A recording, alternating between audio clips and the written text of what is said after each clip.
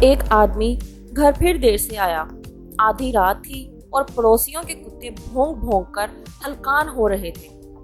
اس نے ہمیشہ کی طرح بہت پی رکھی تھی اور اسے اپنا کوئی ہوش نہیں تھا۔ اس کی بیوی نے روز کی طرح آج بھی اس کے لیے دروازہ کھولا اور اس کو بیڈ تک سہارا دے کر لے گئی۔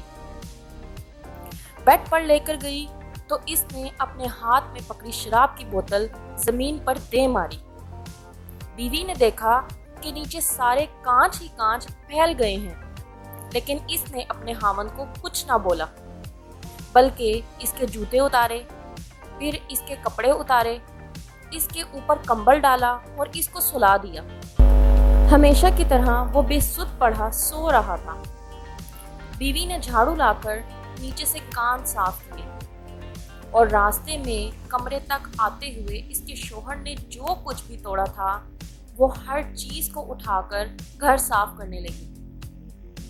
صبح جب اس کا شوہر اٹھا تو دعا کرنے لگا کہ آج بیگم لڑائی نہ کرے، کیونکہ وہ ہر روز اتنی لڑائی کرتی تھی اپنے خاوند کے شراب پینے اور گھر دیر آنے سے۔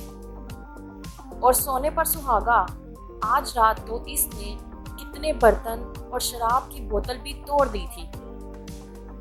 وہ ڈرتا ڈرتا ناشتے کی میز پر پہنچا تو دیکھا کہ صرف اس کا بیٹا بیٹھا ناشتہ کر رہا تھا۔ اس نے اپنے بیٹے سے پوچھا کہ ماما کدھر ہیں؟ وہ بولا کہ وہ بازار گئی گروسری کے لیے اور جاتے وقت آپ کے لیے آپ کا پسندیدہ ناشتہ بنا گئی تھی اور آپ کے لیے یہ اسٹکی نوٹ چھوڑ گئی تھی۔ اس نے حیرت سے اسٹکی نوٹ پڑھا تو لکھا تھا، میری جان، میں ابھی آدھے گھنٹے تک واپس آ رہی ہوں، آپ ناشتہ کریں، آپ کا پسندیدہ ناشتہ بنایا ہے آج۔ I really love you a lot۔ وہ حیران و پریشان تھا کہ یہ کیا ماجرا ہے، بیگم آج لڑ کیوں نہیں رہی اور اتنا پیار کیوں جتا رہی ہے۔ اس نے اپنے بیٹے سے پوچھا کہ تمہاری ماما کی طبیعت تو ٹھیک ہے، پاگل تو نہیں ہو گئی، میرے ساتھ اتنا اچھا سلوک کیوں کر رہی ہے آج؟ بیٹا ہنسا اور بولا، پاپا، ماما نے مجھے ابھی جانے سے پہلے بتایا تھا کہ رات کو جب وہ آپ کے جوتے، موزے اور کپڑے اتار رہی تھی کہ آپ پرسکون ہو کر سو سکیں، تو آپ نے اتنی پی رکھی تھی کہ آپ نے ماما کو پہچانا ہی نہیں، اور آپ نے ان کو بولا کہ او بی بی، میں کوئی ایسا ویسا آدمی نہیں ہوں، خدا کا خوف کرو، پیچھے ہٹو، میں شادی شدہ ہوں۔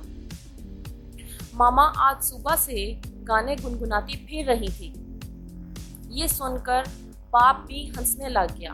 اگر آپ اپنے رشتے ٹھیک سے نبھائیں گے تو آپ چھوٹی غلطیاں کر سکتے ہیں، لیکن کبھی کسی بڑی غلطی کا ارتکاب آپ کے لیے ممکن نہیں ہے۔ اپنی ترجیحات ٹھیک سے متعین کریں اور رشتوں کی قدر کریں۔ جب آپ کی ترجیحات کی درست تقرری ہوتی ہے تو آپ کی عادتیں خود بخود ٹھیک ہو جاتی ہیں اور آپ کے گھر والے آپ سے پیار کرنے لگتے ہیں اور آپ کی چھوٹی چھوٹی غلطیوں سے بھی پیار کرنے لگتے ہیں۔ پر یاد رہے کہ کسی بھی رشتے میں بے وفائی ناقابل معافی جرم ہے۔